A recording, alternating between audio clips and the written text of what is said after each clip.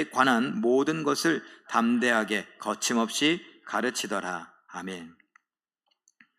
끝까지 증언하는 성도라는 제목으로 말씀을 나누면서 금요일날 2023년 우리 전반기의 사도행전 강해를 오늘 마무리하려고 합니다.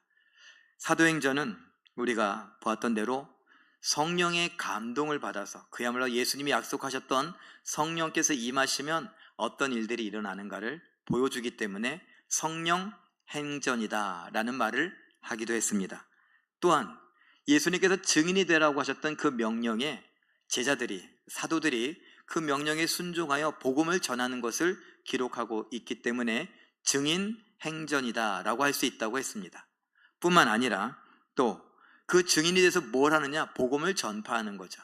그래서 복음이 어떻게 전파되어져 가는가를 보기 때문에 복음 전파 또는 복음 전파 행전, 복음 행전 이렇게 말할 수 있다라고 여러분들과 나눴습니다. 또 하나 한다면 저자인 누가가 했다 그래서 누가 행전이다 라고 말하기도 합니다.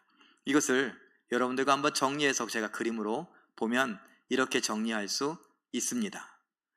1장에서 8장까지 예루살렘 중심으로 베드로가 복음을 전하고 9장에서 12장까지 베드로와 바울이 사역을 교차하는 것처럼 보여집니다. 그래서 복음이 드디어 이방으로 넘어갈 준비를 하고 있는 것을 볼 수 있습니다. 13장에서 28장까지 바울이 안디옥 교회를 중심으로 해서 안디옥 교회를 중심으로 했다는 건 거기서 선교 사역, 특별히 전도 여행을 시작하게 되는 것 때문에 그렇게 말합니다. 그렇게 복음 전하는 것을 볼 수 있는데 이 13장에서 28장까지 바울은 뭐 했는가? 셋으로 나눌 수 있는데 둘로 나눌 수 있는데 1차, 2차, 3차의 전도 여행이 있었고 마지막에는 예루살렘을 거쳐서 가이사랴와 로마로 가는 배를 타고 로마로 가는 이야기가 이 뒷부분을 장식하고 있죠. 이것을 그림으로 표현해 보면 이렇게 표현할 수 있습니다. 마지막 바울의 여정은 내가 로마로 보아야 하리라. 그래서 나는 로마까지 가겠다. 로마까지 가서 뭐 하겠다는 겁니까? 내가 콜로세움 한번 구경하고 싶다. 이것이 아닙니다. 로마에 가서 검투사들이 싸우는 걸 보고 싶다. 그것이 아니라 황제를 만나서 내가 복음을 전하겠다. 이런 꿈을 갖고 있었습니다. 그림에서 보는 그대로입니다. 그리고 19장 21절에는 로마도 보아야 하리라 바울이 말했고 23장 11절에서 로마에서도 증언하여야 하리라 예수님께서 말씀하시죠. 그리고 27장 24절에서도 로마에 있는 가이사 황제 앞에 서야 하리라 이런 말씀이 있어서 이건 단순히 이 바울 개인의 꿈이 아니라 하나님이 주신 꿈이다 라는 것을 볼 수가 있습니다. 그리고 오늘 우리는 마지막 부분에 왔고 마지막 부분은 어디에 가야 됩니까? 로마에 가야 하죠. 그리고 로마에 도착을 했습니다. 우여곡절 끝에 드디어 로마에 도착했는데 사도행전 28장 16절 이렇게 기록합니다. 읽어보죠. 시작. 우리가 로마에 들어가니 바울에게는 자기를 지키는 한 군인과 함께 따로 있게 허락하더라. 제가 의도적으로 그렇게 이야기를 했지만 제가 그냥 개인적으로 의도성을 가진 것은 아닙니다. 이 사도행전이 그렇게 말하고 있기 때문에 마지막 뒷부분은 사도 바울이 성령의 감동을 받아서 예수님의 명령을 따라 증인이 되는데 땅끝까지 이르러 증인이 되고자 했던 그 마음, 그 모습, 거기에 우리가 포커스를 맞추어야 하죠. 그래서 이 부분에 로마서 28장 16절은 우리가 읽을 때 좀 같이 성경을 막 읽어가면서 여기서 가슴이 좀 뭉클해야 됩니다. 야, 드디어 로마에 왔구나 라는 거죠. 이거예요. 이제 바울의 마지막 여정 로마에 왔구나. 여기 올 때까지 쉬웠습니까? 아니요. 예루살렘에서 막 매맞아 죽을 뻔했어요. 그거 이미 예언되었죠. 그런데 내 생명을 조금도 귀한 것으로 여기지 않겠다. 내가 예루살렘에 가서 죽을 것도 각오했다. 막 이러면서 예루살렘에 왔고 거기서 막 매를 맞고 사람들과 막 옥시강시 했습니다. 그리고 거기서 막 2년 넘게 그런 시간을 보냈어요. 그리고 총독들에게 만나서 복음을 전하고 아그리빠 2세 왕에게도 복음을 전하고 하여튼간 어떻게든지 복음을 전하며 로마에 가기를 원했는데 안 올 수도 있었잖아요. 근데 어떻게 됐습니까? 나 로마 시민권자라고. 그래서 로마 시민권을 처음 들먹거렸어요. 자기는 늘 천국 시민권자라고 이야기했었는데 로마에 가기를 원해서 모든 것이 합력하여 선을 이룬다. 하나님께서 내게 주신 것들이 뭐가 있을까 살펴보니 로마 시민권. 그래, 이걸 갖고 내가 로마에 가야겠다. 그것이 죄수의 몸이든 자유인의 몸이든 중요하지 않았어요. 그런데 하필이면 죄수의 몸이었죠. 그래서 가는 중에 어떻게 됐습니까? 죄수로 끌려가는데 그 바다에서 풍랑을 만나서 죽을 뻔했는데 거기에서 또 군인들이 죄수들을 죽여야 된다 그래고 또 죽을 뻔했어요. 그런데 또 어떤 일이 있었어요? 멜리데 섬에서 독사에게 물려 또 죽을 뻔했잖아요. 이렇게 죽을 고생을 하고 드디어 어디에 왔다고요? 꿈에도 그리던 로마에 왔다. 그러니까 다음번에 여러분들께서 사도행전을 그냥 쭉 읽어가실 기회가 있으면 여기다가 이렇게 좀 써놓으세요. 감격스러운 로마 입성, 이렇게 여러분들이 써놓으시면 이걸 읽을 때 막 그 벅찬 감격, 여러분이 마치 바울이 된 것처럼, 그러면 성경을 읽을 때에 조금 더 이렇게 다이나믹하다고 해야 될까요? 생동감이 있다고 할까요? 아마 그런 느낌이 있지 않을까 생각이 됩니다. 그전에는 몰랐어도 제가 이렇게 얘기했으니까 그 메모를 해놓고 이런 것들을 한번 누려야 성경을 읽는 재미가 있죠. 자, 이렇게 로마에 왔는데 로마에 와서 뭘 했느냐? 이 사도 바울은 로마 시민권자지만 어느 나라 사람이에요? 유대인, 이스라엘 사람이에요. 그래서 유대인들이 늘 그랬던 것처럼 예수님의 명령도 뭡니까? 예루살렘과 온 유대와 사마리아와 땅끝까지 가라. 땅끝은 이방이라고 하면 이 바울은 이방인을 위한 사도였지만 무조건 이방인에게만 가지 않았어요. 가는 곳마다 누가 따라다녔어요? 유대인이 따라다녔고 유대인이 흩어져 있었다고요. 그럼 그 흩어진 유대인들에게 복음을 먼저 전했어요. 이걸 기억해야 돼요. 로마에 왔습니다. 로마에서 다짜고짜 황제 만나겠다. 이게 법적인 절차가 그렇지가 않아요. 기다려야죠. 기다리는데 어떻게 했다고요? 오늘 본문에 보니 2년을 그렇게 기다렸어요. 그동안에 복음을 전했다 그러는데 먼저 우리는 보면 유대인들을 만납니다. 자, 그림으로 제가 표현해 봤어요. 사도행전 28장 17절 18절을 먼저 위에 걸 읽어보죠. 시작. 사흘 후에 유대인 중 높은 사람들을 청하여 자초지정을 설명했다. 이거예요. 내가 여기 온 이유에 대해서 설명하는 거예요. 그리고 그 아래 19절 20절 읽어봅니다. 시작. 내 민족 유대인을 고발하려는 것이 아니라 이스라엘의 소망 때문에 쇠사슬에 매였느니라. 사도 바울이 지금 뭐 하냐면 로마에 가서 유대인들을 먼저 만나는데 유대인들의 영향력 있는 사람들을 먼저 만났어요. 왜 그랬을까요? 잘 생각해 보세요. 예루살렘에서 지금 어떻게 될 뻔했어요? 죽을 뻔했어요. 왜요? 복음을 전하는 것 때문에. 그런데 복음을 전하는데 이 사람은 율법의 열심이었다가 배신을 했죠. 유대인들 입장에서 보면 배신자예요. 그리고 그 배신자가 뭘 전해요? 이단과 같은 예수를 전한다고요. 유대인 입장에서. 그래서 어떻게든지 죽여야 돼요. 심지어 더둘러라고 하는 변호사는 이 사람을 뭐라고 했어요? 전염병이라고 그랬잖아요. 전염병은 좋은 말이에요? 나쁜 말이에요? 저는 여러분들과 나눌 때에 그 퍼져가는, 요번에 코로나가 퍼져가듯이 그런 퍼져가는 전염성을 이야기하기 위해서 전염병과 같은 성도가 되자고 했지, 사실은 전염병은 좋은 겁니까? 나쁜 겁니까? 나쁜 거죠. 그럼 나쁘다고요. 나쁜 놈이라고 말하는 거예요. 유대인들의 눈으로 봤을 때 예수님도 그랬지만 이 바울도 나쁜 놈입니다. 그래서 이 바울은 유대인들을 먼저 설득하기를 원했어요. 생각해 보세요. 예루살렘에서부터 죽이려고 했는데 먼저 와서 기다리고 있으면 어떡해요? 발 없는 말리 어디 간다고요? 천리 간다고. 그 소문이 먼저 왔으면 어떡해요? 그럼 내가 황제를 만나야 되는데 여기에서 있다가 갑자기 암살당하면 어떡해요? 그래서 바울은 자초지정을 설명합니다. 뭐라고 했어요? 내가 유대인들을 고발하려고 여기 온 것이 아니라 나는 이스라엘의 소망 때문에, 그것은 구약 성경이 말하는 진정한 소망, 하나님의 약속에 대한 이야기예요. 그 약속, 소망 때문에 나는 쇠사슬에 매였다.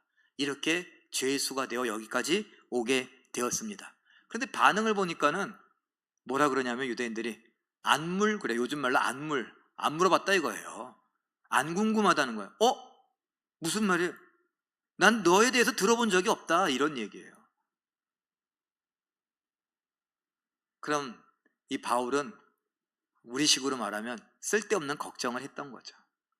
그건 그거고, 이제 잘 됐다. 그러면 복음을 막 전하기 시작했어요. 잘 됐다. 그러면서 거기서 복음을 전하는데 성경을 보니 듣는 사람도 있고 듣지 않는 사람도 있더라. 이런 이야기를 해요. 사도행전 28장 23절 말씀 읽어보죠. 시작. 그들이 날짜를 정하고 그가 유숙하는 집에 많이 오니 바울이 아침부터 저녁까지 강론하여 하나님의 나라를 증언하고 모세의 율법과 선지자의 말을 가지고 예수에 대하여 권하더라. 복음을 막 전한 겁니다. 유대인들이 나 못 들어봤는데 너에서 그래요? 잘 됐습니다. 그러고서 힘을 내어서 막 복음을 전하는 거예요. 하나님 나라에 대해서 증언을 하고 예수에 대해서 권하더라라고 했는데 이 말을 한번 이렇게 번역해 봤어요. 하나님 나라를 증언한다는 말은 무슨 뜻이라고요? 확증하다, 증거하다. 하나님의 나라에 대해서 설명을 잘 해주는 거예요. 그리고 예수님에 대해서 권하다는 건 뭐예요? 믿게 한다, 확신하게 한다. 그러니까 한마디로 말하면, 우리식으로 말하면 뭐 하는 거예요? 전도하는 거예요. 유대인들이니까 하나님 나라에 대해 관심이 있단 말이에요. 구약 성경을 잘 알고 있으니까 구약 성경을 잘 알고 있는 너희들의 그 구약의 이야기를 하면서 하나님 나라, 하나님이 보여주신 하나님의 나라는 이런 것이다 라고 설명을 잘 하더니 결론은 뭐예요? 예수를 믿어야 된다라는 거예요. 하나님의 소망은, 하나님의 나라는 예수 그리스도로 인하여 이루어진다. 확신 있게 믿게 하는 거예요. 전도한다라는 것입니다. 지금 무슨 몸으로? 죄수의 몸으로. 어디에 왔는데? 로마에 왔는데 지금 순간적으로 죽을 고비 살짝 넘겼어요. 휴, 다행이다 그랬어요. 그런데 이때다 싶어서 또 복음을 막 전합니다. 그런데 반응은 어떻다고요? 둘로 나뉘어요. 그래? 그러면서 더 듣겠다고, 그리고 관심을 갖는 사람이 있는가 하면 무슨 뚱딴지 같은 소리야, 말도 안 되는 소리야, 이런 이야기를 하는 사람들로 갈립니다. 사도행전 28장 28절 말씀 읽어보죠. 시작. 그런즉 하나님의 이 구원이 이방인에게로 보내진 줄 알라. 그들 이방인들은 그것 복음을 들으리라 하더라. 이거예요. 이래서 내가 이방인의 사도가 된다라고 하는 것이다. 예루살렘에서도 똑같은 말을 했었어요. 누구에게? 유대인들에게. 그리고 지금 로마에 있는 유대인들에게도 똑같은 말을 합니다. 왜요? 그들도 똑같은 반응을 보이니까. 성경을 알고 있다고 잘못된 지식을 갖고서 지금 고집을 피우고 있는 거예요. 예수를 거절하고 있는 거예요. 우리도 그러잖아요.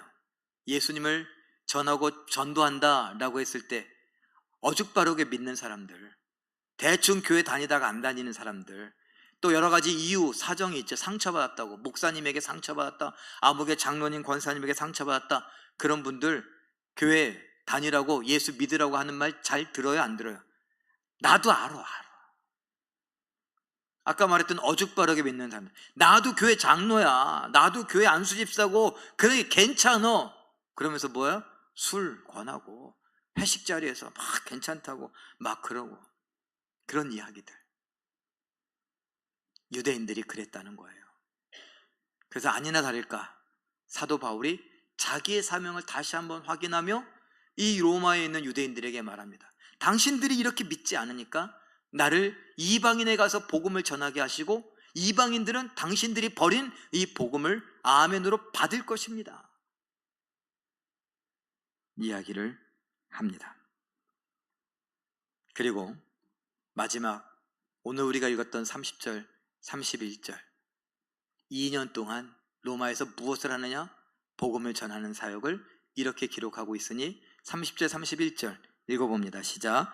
바울이 온 이태를 자기 셋집에 머물면서 자기에게 오는 사람을 다 영접하고 하나님의 나라를 전파하며 주 예수 그리스도에 관한 모든 것을 담대하게 드러내놓고 거침없이 자유롭게 가르치더라.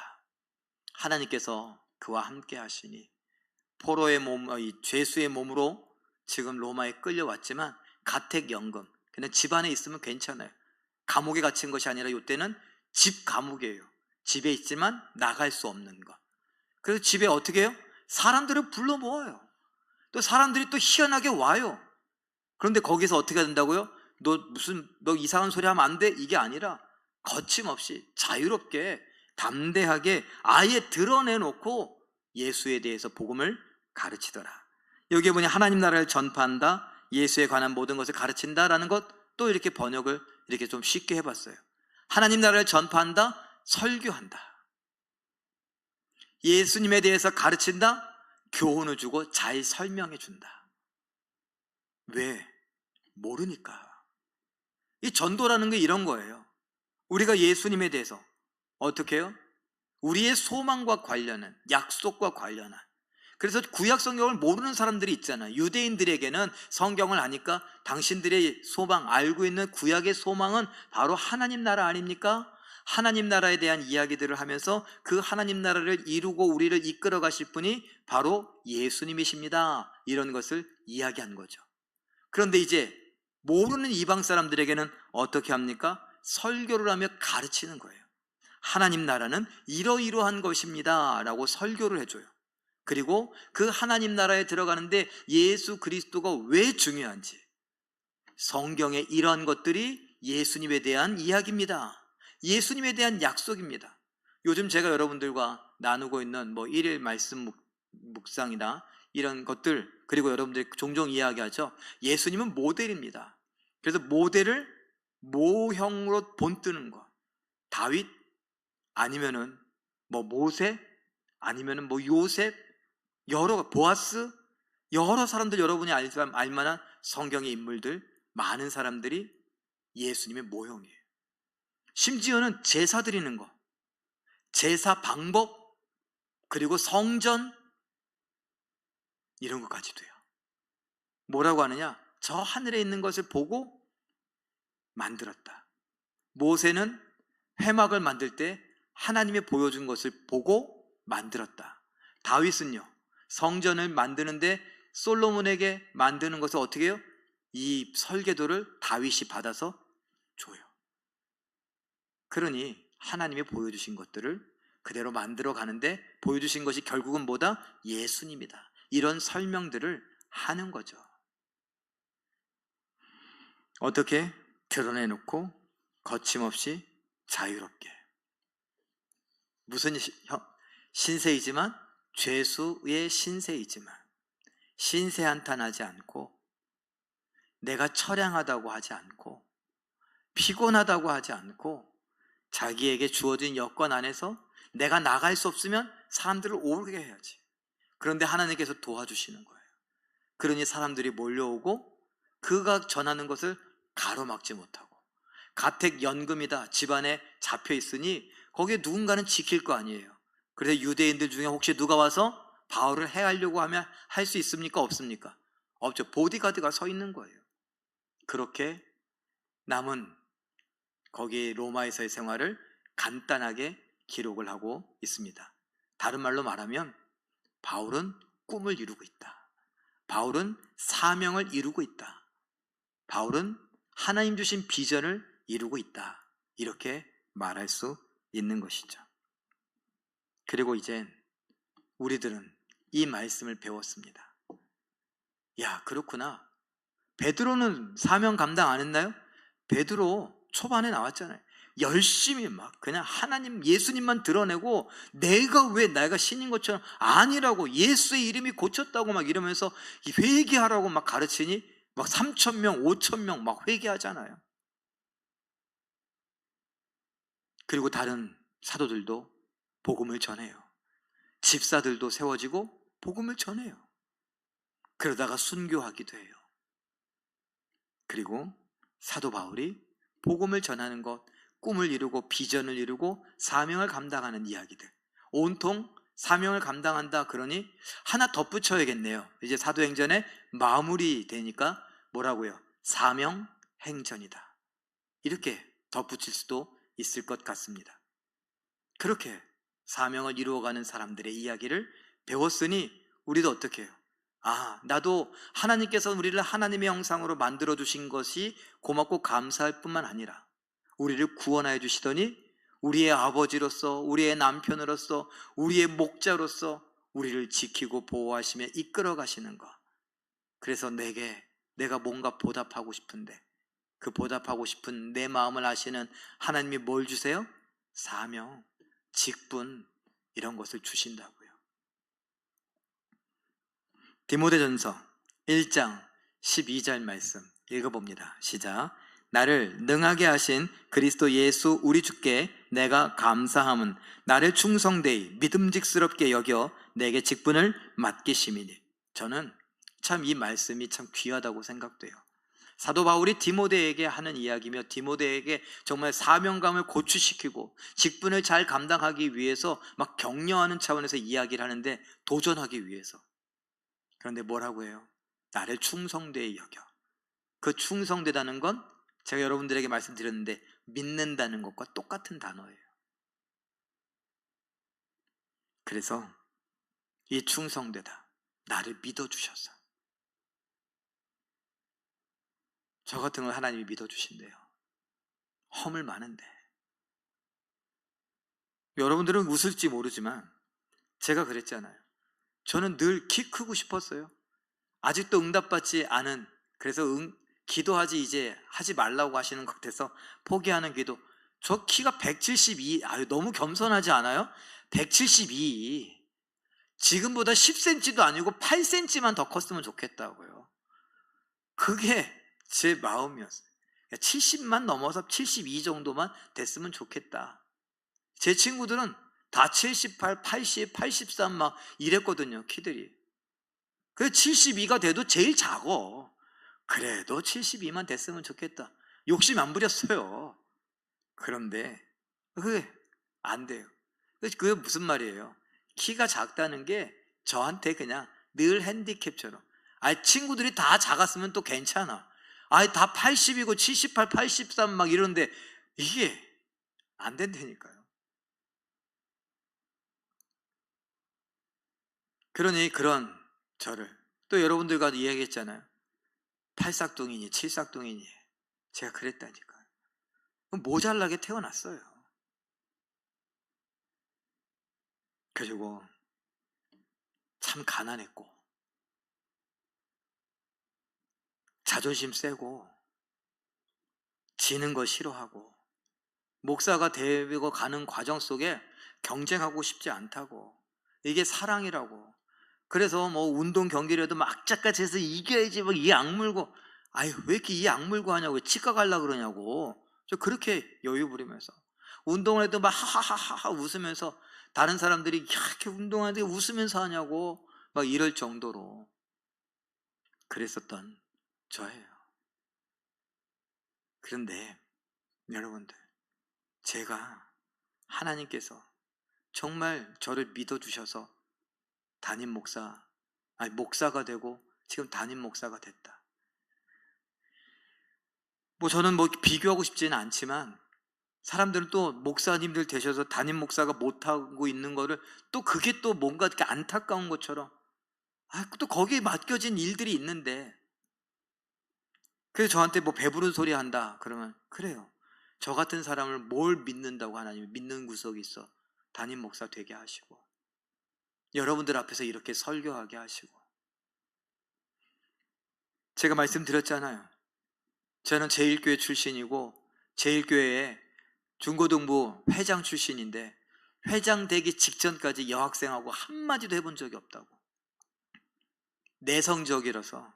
그야말로 지금 내성적이라고 하면 안 믿으실 거죠? 네. 제가 그래서 친구들이 재밌는 얘기하는 거 그거를 이렇게 다 적어갖고 그걸 교회 와서 읽어줬다니까요. 그랬던 저, 말도 못하고 쭈뼛쭈뼛하고 군대 가서 조교됐다고 그랬잖아요. 조교한 이유가 뭐라고요?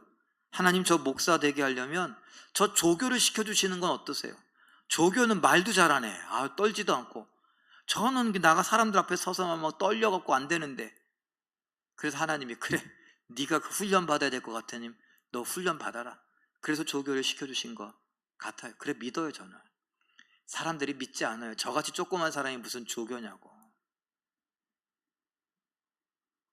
그런데 저를 믿어주셨다는 거예요 하나님이. 저만요? 여러분 모두요. 여러분 모두를 믿어주셔서 하나님의 아들, 딸로 삼으시고 그리고 하나님의 사명을 맡기시면서 사명자요 직분자 되게 하셨어요. 그리고서 말씀하시는 게 난 후회한 적 없다. 너무 충격적인 말이에요. 후회하시지 않는데요. 앞으로도 후회할 일 없대요. 우리가 잘해낼 거라는 걸 하나님은 알고 계신대요. 그런 의미에서 땅끝까지 이르러 내 증인이 되라 하셨으니 한번 세상 이야기를 한번 해보죠. 그림으로 한번 표현해 봤습니다. 세계에 17,445종족. 제가 지난번에 설교했을 때 걸 보니까 지금 다시 검색해 보니까 올랐어요. 늘었어요 조금. 이게 해가 바뀌면서 뭔가 좀 이렇게 수치가 늘어났어요. 그런데 나라 수는 196나라, 인구는 약 80억. 그런데 그 중에서 미전도 종족이 여러분들에게 이야기했죠. 대략 몇 종족? 7천여 종족이에요. 표현해 주세요. 여기에 있는 10, 40 여기에 있는 거라고 했는데 이게 북이 10도에서 40도 위도예요. 북위. 적도에서 북쪽으로 위도 10도에서 40도 사이에 있는 저 빨간색으로 표시된 저 부분 북아프리카 곳에서 중동 지역에서 저 아시아 쪽까지 여기에 이슬람 힌두교 가득한 여기가 바로 최종적인 전도 지역이어야 되는데 미전도 종족이 거기에 많이 모여 있다는 거예요. 7,391종족이 미전도 종족인데 거기에 34억 명이나 거기에 살고 있어요. 대단하죠. 그리고 그 10, 40 창이라고 하는데 거기에 76나라가 기독교를 강하게 박해합니다. 3억 6천만 명의 성도들이 거기에서 고통당하고 있어요. 여러분, 이것뿐만 있나요? 너무 멀을 것 같아서 제가 우리 교회가 있는 홍제동, 홍제 1동, 제가 오늘도 보니 통계적으로 24,000여 명의 동민들이 살고 있습니다. 그 중에 저소득 장애인이 52명이더라고요. 통계로 보니. 그리고 결식 아동, 밥을 못 먹는 결식 아동이 56명이래요. 제가 이걸 왜 이야기하냐면 서대문구청에 들어가서 우리 홍제일동 동사무소 거기에 조사된 것을 제가 여러분들에게 이야기하는 건데 우리가 해야 할 일이 있지 않겠느냐라는 거예요. 가난이 뭔지 아는 우리들이기 때문에 특별히 우리 교회는 진짜 가난했었다니까요. 너무너무 가난하고 힘들게 살았던 우리들이니 가난이 뭔지 배고픔이 뭔지 안다고요. 제가 오늘 이걸 조사하기까지는 잘 몰랐는데 지금도 밥 못 먹는 결식 아동이 있구나. 특별히 장애인들 중에 정말 저소득, 소득이 거의 없는 장애인들도 있구나. 숫자로 따지면은 많진 않지만 52명, 56명 이 정도. 그래도 그분들도 참 귀하죠. 내가 좀 나아졌다고 괜찮은 것이 아니라 내가 좀 나아지고 보니까 이제 유광진 목사를 통해서 이런 통계도 듣고 홍제일동에 밥 못 먹는 사람이 그렇게 있단 말이야? 그러면 서대문구에는 몇 명이야? 이렇게 관심을 가져고 그럼 우리는 그들을 위해서 뭘 할 수 있을까? 동사무소에 어떻게 문의를 하면 될까? 직접적으로 물어봐도 돼요. 근데 그게 좀 부끄럽고 좀 힘들 것 같으면 교회 사무실을 통해서도 물어보고 그리고 당회에 좀 압력을 넣거나 아니면 건의를 하거나, 그래서 우리가 주변 사람들을 어떻게 도와야 되는지, 어떻게 복음을 전해야 되는지, 우리의 사명 아니겠습니까? 오늘도 저 꿈이 하나 있어요. 꿈이 뭐냐면요, 이 동네 다니면서 이 동네 사람들이 제가 목사인 거 다 알았으면 좋겠어요. 이렇게 명찰을 달고 사는 이런 게 아니라 그냥 제가 만나면 대부분 인사하고 다니거든요. 특별히 이 골목에서. 저 큰 골목은 좀 쑥스러워 아직은. 그래서 몇 분 아는 분들만 이렇게 인사하는데, 그 식당에서는 대부분 목사라고 이야기를 해서 알아요. 근데 오늘도 이렇게 보다가 어떤 할머니 두 분을 만나서 안녕하세요 했더니 째려보더라고요. 그러면서 누구야? 난 모르는데. 그때 옆에 있던 할머니가 목사님이요. 아, 목사님이야? 제일교회 목사님이잖아. 네. 아, 그렇구나. 그러고 지나가시더라고요. 예. 그래서 제가 동네에 이렇게 다니고 앉아서 이야기하시는 분들, 마실 다니시는 분들 인사해요. 그렇게 인사하면서 동네 사람들이 제일교회 목사님, 우리 동네 목사님, 그랬으면 좋겠어요. 그런데 그 목사가 목 뻣뻣하게 다니고 이러고 다니고 침 찍찍 뱉고 다니고 그럼 되겠습니까? 별거 아니었는데 우리들이 사랑 표현을 좀 제때해서, 화재 때문에 우리가 여기 좀 피해 계시라고 물도 드리고 막 이렇게 쉴 수 있게 하고 챙겨드리고 막 그랬더니 고맙다고. 그리고 제가 얘기했잖아요. 수요일에도 말씀드렸는데, 아유 막 고맙다고 어떤 할머니가, 저는 권사님인 줄 알았더니 권사님 아닌가 봐요. 어떻게 알았냐면 기껏 고맙다고 얘기하고서는 이렇게 목사님 이러시더라고요. 이분이 권사님은 아니었구나, 그런 생각이 들었어요. 그때 저 같이 앉아 계시던 분들이 누구요? 동장님이야? 동장님이냐? 아니요, 저기 목사님이요. 그러더라고요. 우리가 사랑을 표현하면 우리 교회, 그리고 우리 교회에 저만 알면 뭐합니까? 우리 성도들, 제일교회 다닌다며? 그러면 이제 그제서 예수 믿어. 또 누가 그랬대. 저기 딴 교회 가지 말고 제일교회 가. 그랬더니 다니는데 그거 안 된다고 그러면. 그래서 제가 그 얘기 듣고 잘했다고 그랬어요. 잘하셨어. 뭘 또 교회를 옮겨 또 이참에. 아니에요. 그냥 다니던 교회 열심히 다니면 돼요. 그런데 혹시 내가 교회를 정할까? 라고 할 때에 제가 친절하게 인사하고 다녀서 우리가 소외된 사람들을, 사각지역에 있는 사람들을 이렇게 돌아보고 도와주어서, 그냥 잘 모르는데 고맙고 감사해서, 그래서 교회를 나와보고, 그러니 예수가 믿어지고 그럴 수도 있지 않겠습니까? 우리가 멀리 못 가더라도 기도하자고 아까 찬양했잖아요.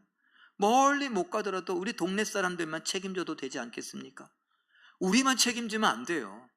옆에 삼강교회를 위해서도 기도해야 되고요, 여기 밑에 홍신교회를 위해서도 기도해야 되고, 큰 홍광교회를 위해서도 기도해야 되고, 저 너머의 송주교회를 위해서도, 예향교회를 위해서도 기도해야 돼요. 저기 예담교회를 위해서도. 우리 주변에 있는 교회들이 정말 복음으로 하나 돼서 이 홍제일동에 24,000명 품고서 기도해서 이 동네가 다 예수 믿는 사람들이 되면, 그야말로 술집들이 여기 이 동네는 좀 안 되겠는데, 그 술집들이 그냥 조용히 자리를 옮기고 여기에 정말 동민들을, 또 지역 주민들을 위하는 시설들이 생겨나고, 그러면 참 좋지 않겠는가. 여기저기서 막 담배 피고 담배를 아무 데나 막 버리고 막 상스럽게 욕하고 막 술 먹고 주정하던 사람들, 그 사람들이 점점 예수님을 믿고, 그러면 거리도 깨끗해지고 동네도 깨끗해지고 정말 은혜가 있는, 기쁨이 있고 막 활기가 넘치고 소망이 있는 그런 동네가 되면 얼마나 좋겠습니까? 이런 걸 꿈꿔보자고요. 사도행전 20장 24절 말씀 읽어보죠. 시작. 내가 달려갈 길과 주 예수께 받은 사명 곧 하나님의 은혜의 복음을 증언하는 일을 마치려 하면은 나의 생명조차 조금도 귀한 것으로 여기지 아니하노라. 이런 사도 바울의 각오가 우리 각오여야 되지 않겠습니까? 자꾸 1번이 가족에만 있어서 가족 하다 보니까 사명을 감당할 시간이 없어요. 가족 소중해요. 그런데 여러분, 계속 평생 가족 그러다 보면 사명을 언제 감당하냐고요.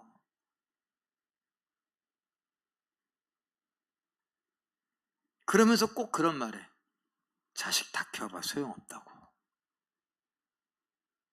그런 말 할 걸 왜 가족, 자식 이렇게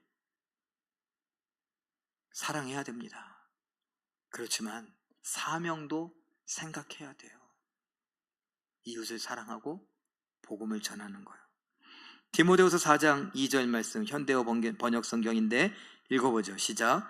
언제 어느 때든지 하나님의 말씀을 열심으로 전파하시오. 기회를 얻든지 얻지 못하든지 또 그 시기가 좋든지 나쁘든지 항상 꾸준하게 열과 성을 다해 가르치시오. 바울이 디모데에게 하는 말이었습니다. 그리고 바울과 같은 마음으로 사명을 감당하기를 원하는 우리들에게도 주는 말씀입니다. 기회가 있든지 없든지 또 시기가 좋든지 나쁘든지, 근데 우리는 뭐예요? 지금은 때가 아니라고. 지금은 좋지 않다고. 그런데 뭐라고요?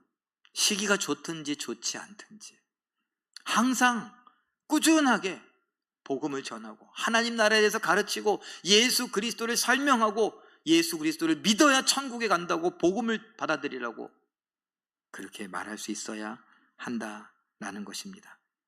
그리고 나면 디모데후서 4장 7절 8절과 같이 우리도 고백할 수 있죠. 읽어봅니다. 시작.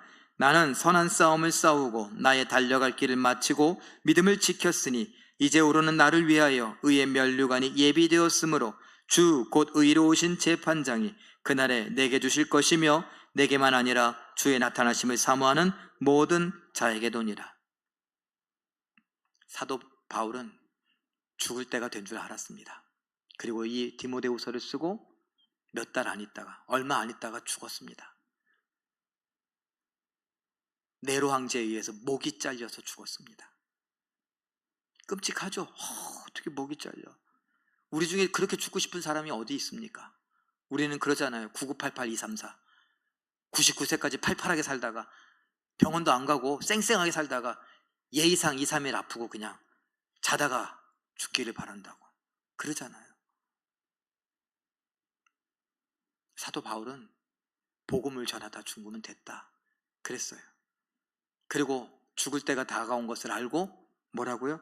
나는 선한 싸움을 싸우고 나의 달려갈 길을 마쳤다. 믿음을 끝까지 지켰다. 이제 나에게 의의 면류관이 있으니 나에게뿐만 아니라 디모데 너에게도 그리고 우리 모든 성도들에게도 바울과 같이 생명을 조금도 귀한 것으로 여기지 않겠다고 하는 그 마음으로 사명을 감당하는 우리가 될 수 있기를 바랍니다. 끝까지 복음을 전하는데 힘쓸 수 있기를 바랍니다. 나아가선 기회가 있든지 없든지 내가 기회가 되고 내가 좀 형편이 되면 그때 하겠다고 하는 것이 아니라 지금 이 자리에서 내가 할 수 있는 일들을 하겠노라고. 갈 수 없으면 간 다음에 하겠다고 아니라 갈 수 없으니까 기도를 펴놓고라도 그 나라는 어떤 나라인지라도 보고서 기도하겠노라고. 아니 내가 어떤 나라인지 잘 모르겠다고 그러면은 여러분 우리 교회가 후원하고 있는 선교사님들, 그 선교사님들이 있는 나라는 어느 나라고 그 지역은 어느 지역인지 찾아보고서 특징이 무엇인지 모르겠으면 저에게라도 물어보고 교육자들한테 물어봐서라도 기도 제목을 잡고 하나님 도와주세요, 도와주세요, 살려주세요. 그렇게 기도하다가 기회가 된다면 나 이왕이면 우리 선교사님이 있는 그곳에 한번 가보겠다고, 아니면 선교지 어디를 가보겠다고. 제가 그랬잖아요.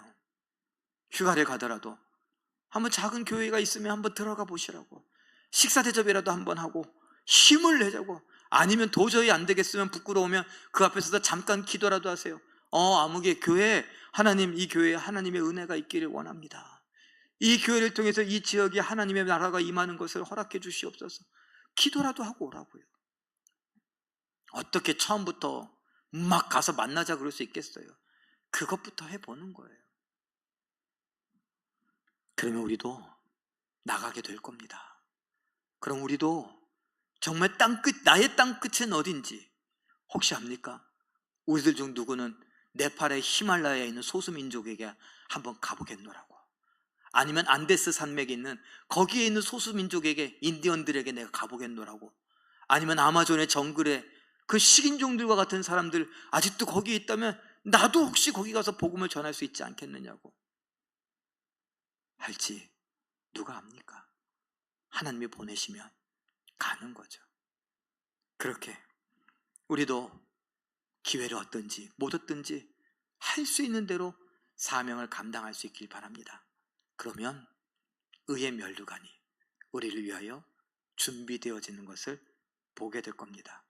천국 문이 열리고 하나님께서 예수님과 함께 우리를 향하여 두 팔을 벌려 기다리고 계시는 것을 환하게 웃고 계시며 우리에게 고생 많다, 그래 잘했다 라고 하는 것을 듣는 우리 모두가 되실 겁니다.